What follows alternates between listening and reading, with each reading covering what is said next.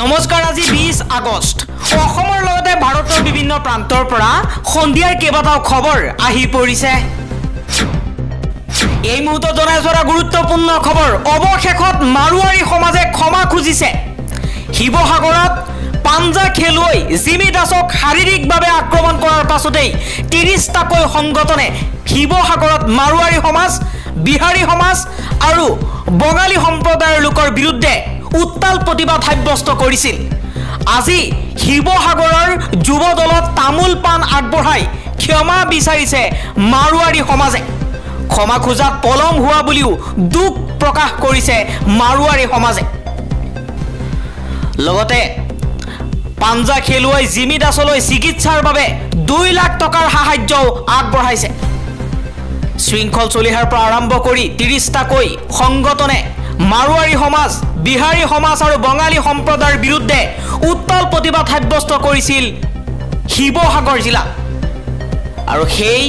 উত্তাল প্ৰতিবাদৰ পাছতেই আজি ৰনুজ পেগু উপস্থিত হৈছিল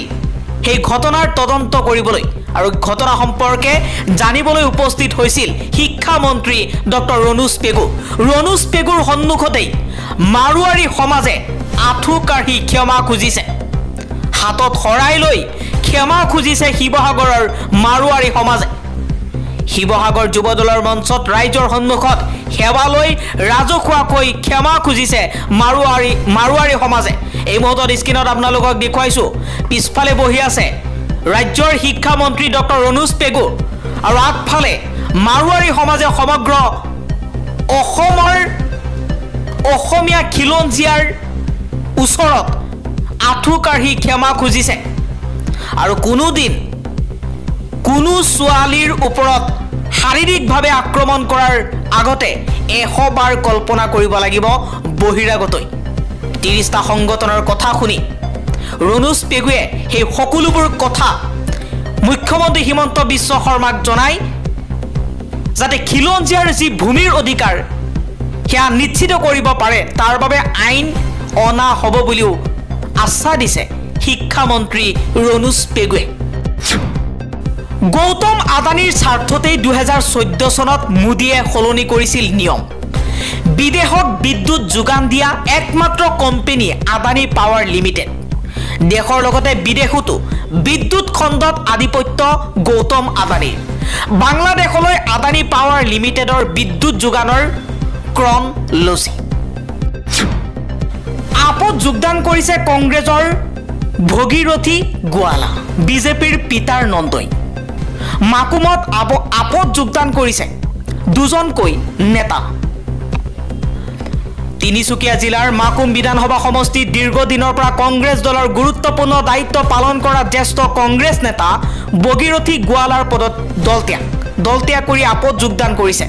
কংগ্ৰেছ ত্যাগ কৰি আম আদমি পাৰ্টিত যোগদান কৰিছে জ্যেষ্ঠ নেতাগৰাকীয়ে মাকুমৰ হাবজান আঞ্চলিক পঞ্চায়তৰ সভাপতি হিচাপে কংগ্ৰেছৰ দলৰ পৰা ক্ৰমে 2টাকৈ কাৰ্যকালৰ বাবে নিৰ্বাচিত হৈছিল গোৱালা তদুপৰি আদিবাসী চাহ জনগোষ্ঠীৰ জনপ্ৰিয় নেতাগৰাকীয়ে টিপুক সমবায় সমিতিৰ প্ৰাক্তন সভাপতি পদতো কাৰ্যনিৰ্বাহ কৰিছিল জম্মু কাশ্মীৰৰ বিধানসভা নিৰ্বাচনৰ প্ৰথম পৰ্যায়ৰ অধিসূচনা জাৰি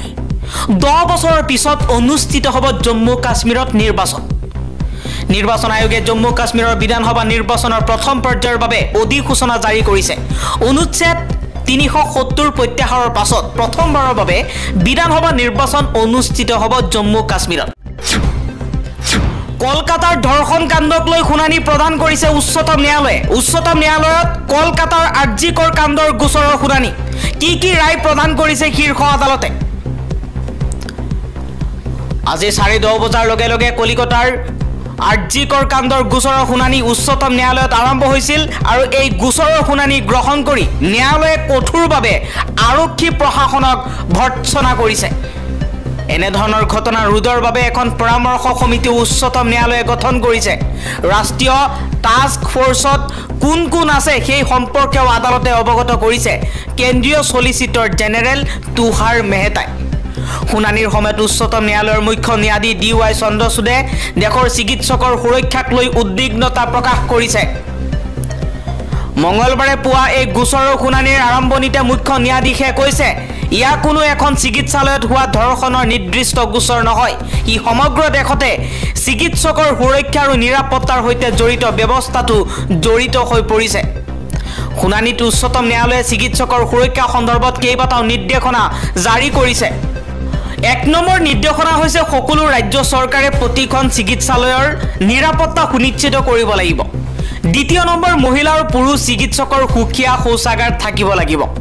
3 নম্বৰ নাৰ্ছক সুকীয়াকৈ কোঠা দিব লাগিব 4 প্ৰতিখন চিকিৎসালয়ে চিকিৎসক আৰু চিকিৎসা কৰ্মীক সুৰক্ষা প্ৰদান কৰিব লাগিব 5 প্ৰতিখন চিকিৎসালয়ৰ কৰিডৰত সিসিটিভি কেমেৰা স্থাপন কৰিব লাগিব 6 নম্বৰ চিকিৎসালয়ত পৰ্যাপ্ত পোহৰৰ ব্যৱস্থা কৰিব লাগিব 7 নম্বৰ চিকিৎসালয়ৰ সুৰক্ষাৰ লগত আপোচ কৰা নহব 8 নম্বৰ সকলো চিকিৎসালয়তে নিৰ্দিষ্ট অভিযোগ বাকচ থাকিব লাগিব যিবোৰ সকলো সময়তে কৰ্মক্ষম থাকিব CISF কলকাতাৰ আৰ্জিকৰ হাস্পাতালত সুৰক্ষা প্ৰদান কৰিব লাগিব উল্লেখ্য যে অহা বৃহস্পতিবাৰে পুনৰ শুনানি গ্ৰহণ কৰা হ'ব এই গোচৰৰ উচ্চতম ন্যায়ালয়ে কেন্দ্ৰীয় তদন্তকাৰী সংস্থাক সেইদিনা ষ্টেটাছ ৰিপৰ্ট দাখিল কৰিবলৈ কৈছে ন্যায়ালয়ে কৈছে আমি বিচাৰো যে CBIয়ে আমাক তদন্তৰ অগ্ৰগতিৰ বিষয়ে অৱগত কৰক আমি এটা ৰাষ্ট্ৰীয় টাস্ক ফোৰ্স গঠন কৰিছো আমি বিচাৰো এই টাস্ক ফোৰ্সে পৰামৰ্শ দিয়ক এই কমিটিয়ে দেশৰ জ্যেষ্ঠ আৰু কনিষ্ঠ চিকিৎসকসকলৰ বাবে সমগ্ৰ দেশতে সামগ্ৰিক সুৰক্ষা নিয়ম কাৰ্যকৰী কৰাৰ পৰামৰ্শ আগবঢ়ায় আলফা স্বাধীনৰ ভাবুকিৰ পাছতেই গৌৰৱ সুমানীৰ সুৰক্ষা বৃদ্ধি কৰিছে অসম চৰকাৰে গৌৰৱ সুমানীক দিয়া হৈছে ব্যক্তিগত দেহৰক্ষী অস্ত্ৰসহ দেহৰক্ষী থাকিব গৌৰৱ সুমানীৰ লগত দিছপুৰ থানাত শৃংখল চলিহাৰ বিৰুদ্ধে দিয়া এজাহাৰ শিৱসাগৰলৈ স্থানান্তৰ 0 FIR পদ্ধতিৰে স্থানান্তৰ কৰিছে গোচৰ ৰুজু কৰিলে গৌৰৱ সুমানীৰ বিৰুদ্ধে থিয় দিয়াৰ ভাবুকি আলফা স্বাধীনৰ আৰু আলফা স্বাধীনৰ ভাবুকিৰ পাছতেই গৌৰৱ সুমানীয়ে যি গোচৰ ৰুজু কৰিছিল সেই গোচৰ উঠাই লৈছে শৃংখল চলিহাৰ বিৰুদ্ধে দ্বিতীয়খন এজাহাৰ দাখিল কৰা হৈছে গুৱাহাটীত সৰ্ব হিন্দুস্তানী যুৱ পৰিষদৰ ৰাষ্ট্ৰীয় সভাপতি শংকৰ সিঙে ভৰলু আৰক্ষী থানাত দিছে এজাহাৰ ইয়াৰ পূৰ্বে গৌৰৱ সুমানীয়ে দিছপুৰ আৰক্ষী থানাত দাখিল কৰিছিল এজাহাৰ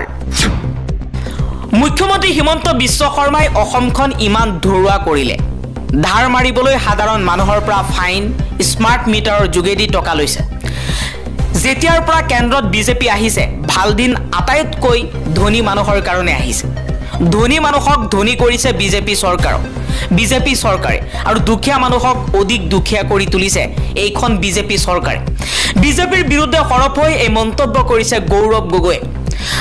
গগৈয়ে কৈছে হিমন্ত বিশ্ব শৰ্মাৰ চৰকাৰ হৈছে ধনী মানুহৰ চৰকাৰ